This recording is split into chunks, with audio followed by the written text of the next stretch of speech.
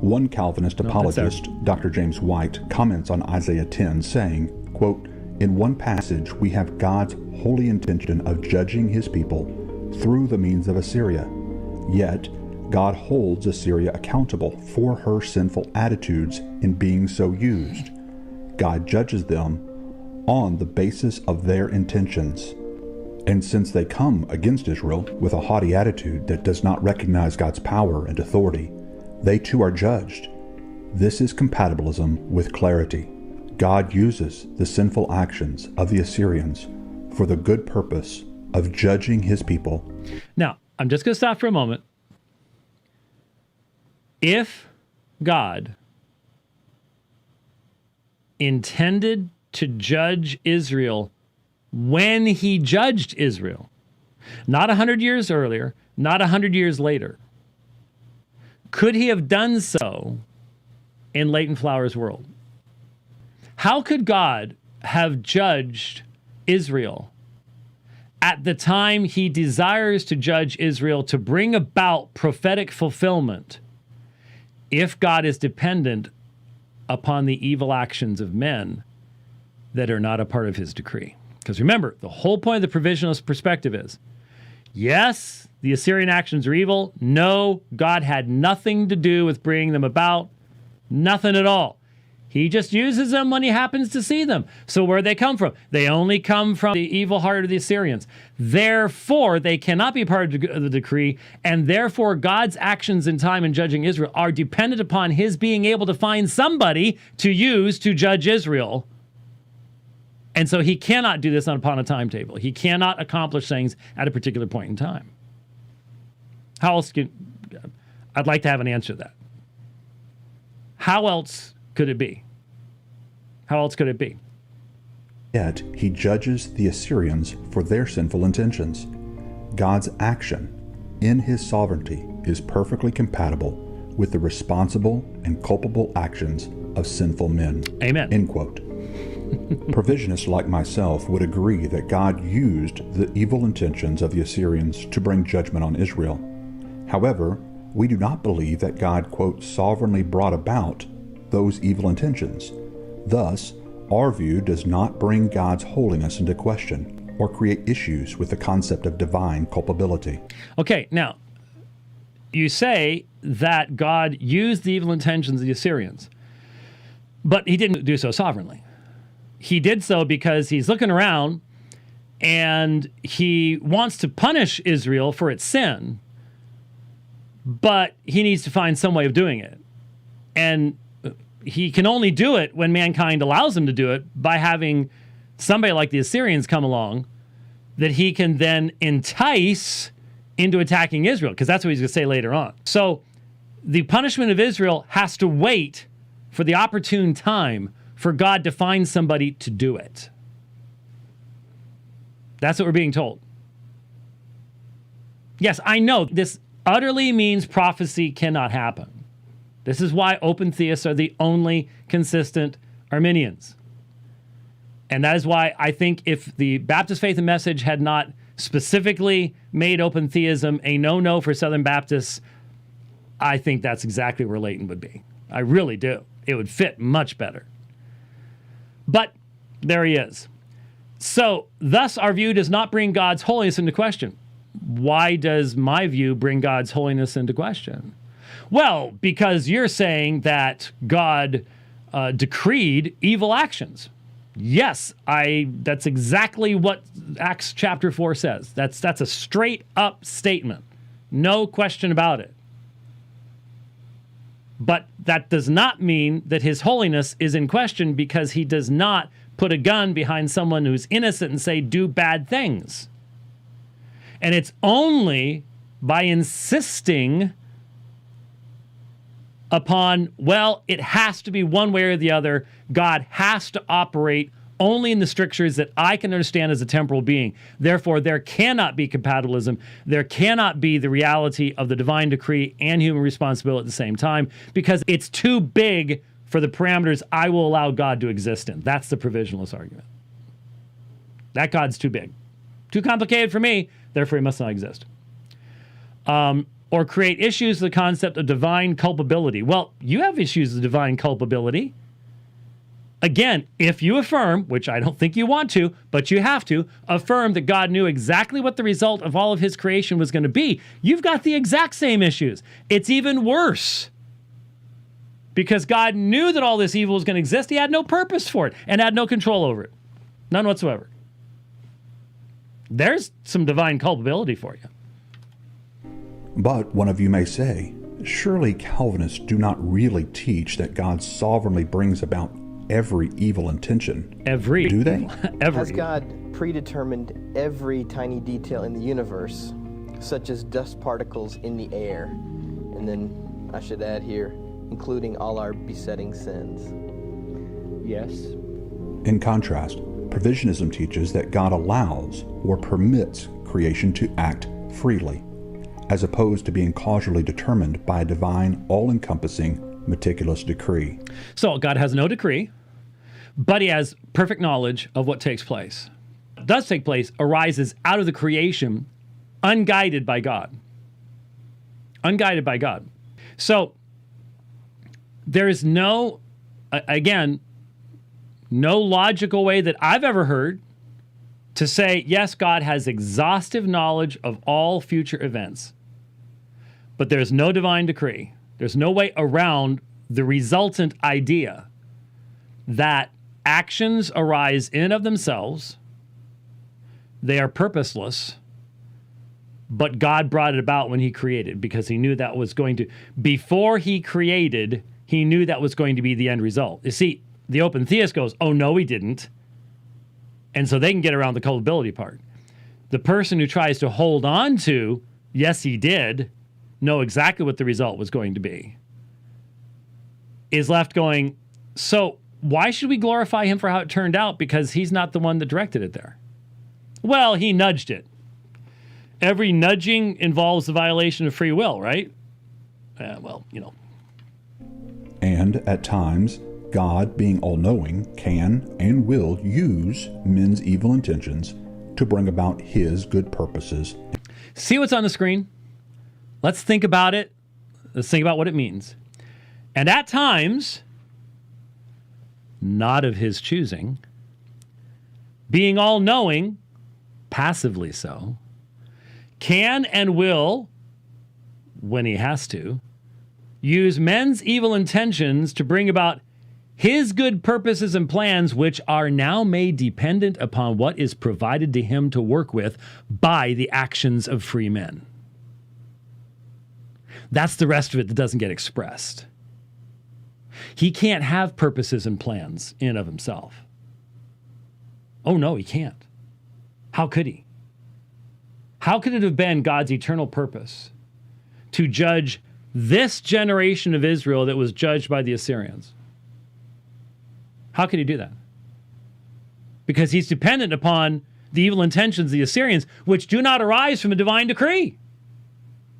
Now, I would argue that means he could not have known them anyways. But that's another issue. The point is, this position limits God's purposes and plans, his good purposes and plans, to what is provided to him by the creature. It's a huge cost for this stuff. Man-centered theology costs us not only a sovereign God, but a coherent God.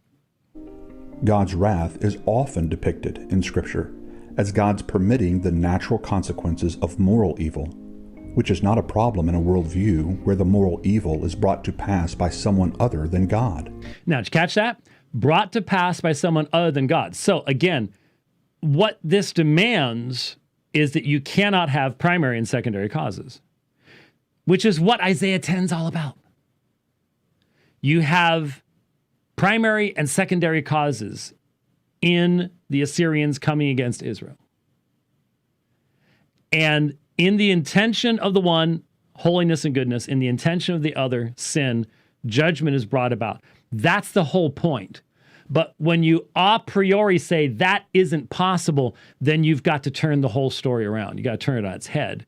So instead of God acting sovereignly, wielding the axe of Isaiah 10, now you've got the provisionist where the axe is wielding God. upside down. It can sound real good, especially when it's got music behind it. God's wrath can literally be described as God separating himself from us so that we experience the natural consequences of our own free moral actions. Really? Okay, there are times when the natural consequences of our sin are an expression of God's wrath. Most of the plagues were not that. Most of the plagues were not that. So there are times when God's wrath is very much present, and it's very much the expression of his just anger. So like, hailstones and stuff like that. That's generally a good example where it's not just God separating himself from us. That is precisely what we see happening in Isaiah chapter 10. So are you hearing this? Isaiah 10:15, God is wielding the axe.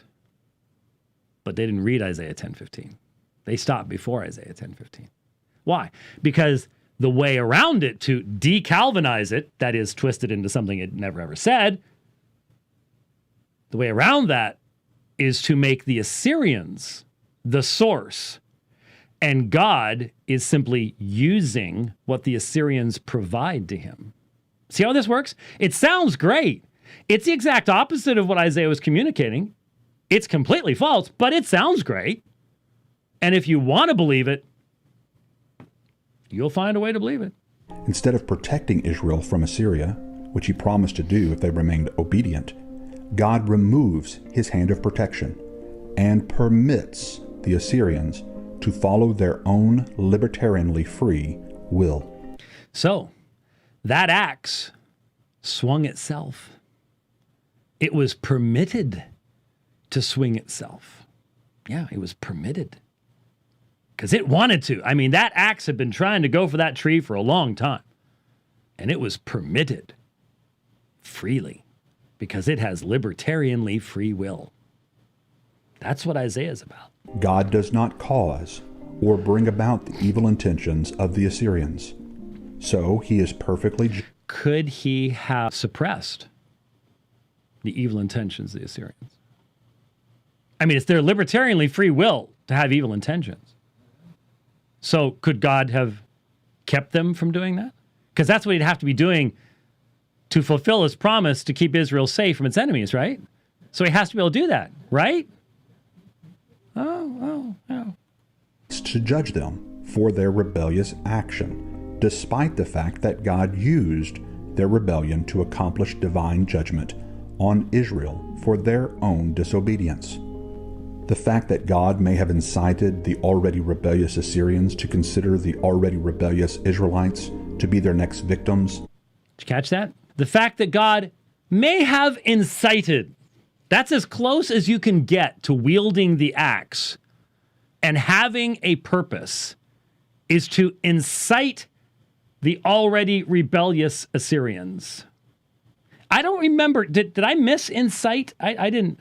I'll have to go back and check the Hebrew on that. I don't remember that. Yeah, so God may have incited the already rebellious Assyrians. We don't substantiate that anywhere, but he may have. It's possible. Does not negate the Israelite and Assyrian people's individual responsibility in becoming rebellious to begin with. Yeah, part of the question is, why would both of them be rebellious? Maybe it has something to do with their relationship to Adam. Oh, can't have that. Can't have that. But again, just think, folks. All of this to say that God's judgment of Israel in Isaiah chapter 10, in that particular historical incident, was completely dependent upon the provision of the opportunity made by the Assyrians and the Israelites. God could not have done it at that time any other way. All came from them. All came from them. A lot of ramifications for that. Would Calvinists have us believe that God, quote, sovereignly brought about the disobedience of the Israelites and the Assyrians so as to use the Assyrians' disobedient actions to judge the Israelites' disobedient actions? Much better would be, would Calvinists have us believe that apart from God's grace, mankind will live in constant rebellion? Yeah. God doesn't have to create rebellion. God does have to create obedience and submission because of the fall. Because in Christianity, there is really a fall. Not like in Manichaeism and all this, that there's no fall there, but there is a fall in Christianity.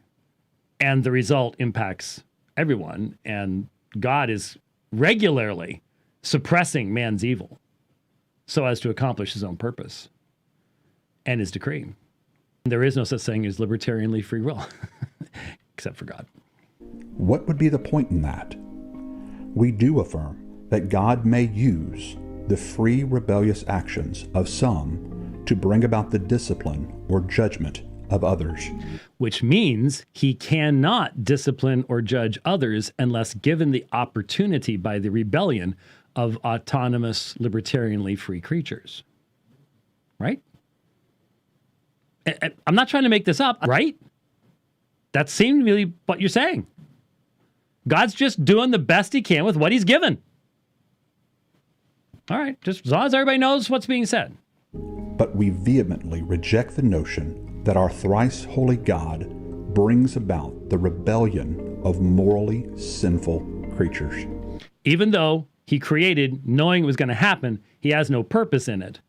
And it actually arises from something outside of himself. Just let's lay all of it outside. According to James chapter 1, he does not even tempt men to do evil, much less sovereignly and unchangeably determine that they will. Is that what James was talking about? Or was he talking to human beings about blaming God for their own following of their own intentions? That'd be like the Assyrian king blaming God that he was arrogant in thinking that he was the one who had submitted all those cities. Well, that's your fault. No, God does not accept that kind of an argument because God does not reveal to us what his purposes are. The creature cannot make appeal to knowledge that was not his. God, the judge, knows the hearts, and that's the basis upon which he judges. So that's not even what James is talking about. James does talk about the Father of lights and all good gifts and everything else, but he's not giving a discussion of Assyria, compatibilism, or anything else. He is talking on a very practical level to people who are trying to excuse their sin by blaming it on something other than their own lusts. 1 John 2:16 teaches us, "For all that is in the world, the lust of the flesh, and the lust of the eyes, and the boastful pride of life, is not from the Father, but is from the world." Well, there's, a text that's not talking about the application being made unless you're trying to say world here is the world in opposition to God. And he's talking to Christians as to how Christians are to live. That's why he says anyone who loves the world, love of the Father does not dwell in him. So world for John, this is cosmos. And it evidently isn't the same world as John 3:16, is it? It's not every single human being. In fact, it's not human beings at all, really. It is that world system that stands in opposition to God, that is in rebellion against God, that is fallen. That's what it's talking about. In fact, I think that's coming up. Let's see if that might be the next one. It seems to be my recollection. Calvinism claims all things are brought about by God's sovereign, meticulous decree. But the Scripture says that pride and lust are not from the Father, but from the world. From the website of the late R.C. Sproul, a prominent Calvinistic apologist, Ligonier Ministries writes, "God has planned or decreed all things, and thus they surely take place as he has planned, decreed, or ordained them." End quote. Because they have filled this place with the blood of innocents, and have built the high places of Baal to burn their sons in the fire as burnt offerings to Baal, which I did not command or decree, nor did it come into my mind. So Calvin... Now, there's no exegesis offered there. But let me roll it back here. Jeremiah chapter 19. This is one of the primary open theist proof texts. That's why I really think, if the Baptist Faith and Message didn't, that That's where Leighton would be, because that's where he wants to be. Because he keeps using stuff like this. So, which I did not command or decree, nor did it come into my mind. So, if you believe God has exhaustive knowledge of future events, this obviously isn't talking about that, is it? That's what the open theists say. See, it did not come into his mind. He did not know that there would be the offerings on the high places, or the offerings to Baal or Moloch or whatever the particular incidents might be. When God created, he didn't know it was going to happen. Because Leighton Flowers works for a Southern Baptist entity, he can't say that. So what has he got to do? Yes, he knew, but that actually arises from something outside of God. There is a secondary source for the existence of these things outside of God, and it's the libertarian free will of man. And so the command or decree is the eternal decree. Well, the problem with that is command. That's his law. God did not tell the people of Israel, he did not contain in his law commandments or decrees to offer their children in sacrifice. That's all it's saying. When it says it did not come into my mind, that's not saying God never thought about it, never knew it was going to happen. What he's saying is, this type of evil is so far removed from me and so far removed from my law that it is disgusting. And yet these people are claiming religious authority from me to do it. That's the consistent interpretation. That's the one that actually allows all of the scriptures to stand together. That's not really common for people to do that much anymore, but that's what it is. So why use open theist proof texts, I wonder? Well, you can decide for yourself. Command or decree, nor did it come into my mind. So Calvinism says God decreed all things. But God says, through the prophet Jeremiah, I did not command or decree that, nor did it enter into my mind. Okay, absolutely false argument, very shallow. This is common type of stuff. You look at the context, you realize what it's actually talking about. You can see the mixture of categories, this type of common error. We've been dealing with this for years, but this was only produced, I think, last week. Or within the past couple of days. I could go back and look at the date. Demonstrating that God knows and uses evil intentions of men does not prove divine determinism, or what some call compatibilism. It only demonstrates his omniscience and his sovereign ability to bring about his purposes through the free choices of creatures. And what is the ultimate authority for the provisionists? The free choices of creatures. And I have people who get angry at me because I say man-centeredness versus God-centeredness. It's right on the screen right in front of you. We just walked through it, played it, allowed you to see for yourself.